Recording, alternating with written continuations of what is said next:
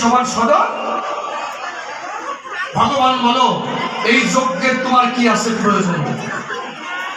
তুমি সর্বযজ্ঞের ঈশ্বর, অক্ষয় অব্যয় বিনশ্বর।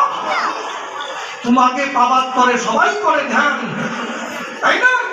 ব্রহ্মা বিষ্ণু মহেশ্বর দাঁড়িয়ে বলি সবতর, তোমার উপর আর কেউ নাই, তাই তো? তাহলে তুমি কেন যজ্ঞ করো? গীতায় কি বলছে? অর্জুন যখন বিশ্বরূপ দেখতে চেয়েছে তখন ভগবান কি বলছে? না তোমাং সক্কশে দ্রষ্টু মনে নৈব সচক্ষুষা দিব্যং দদামিতে চক্ষুস্পর্শমে যোগমৈশ্বরম। হে অর্জুন, তুমি তোমার সামান্য চক্ষুর দ্বারা আমাকে দর্শন করিতে পাইবে না। আমি তোমাকে দিব্য চক্ষু প্রদান করছি, যার দ্বারাই তুমি আমার জগৎসত্য রূপ দেখো। তখন অর্জুন কি দেখছে? কিরিচিনং গতিনং চক্রিণাঞ্চ দূর নিরীক্ষাং সমুন্তাদ দীপ্ত নলাদ্যুতিম ভ্রমম।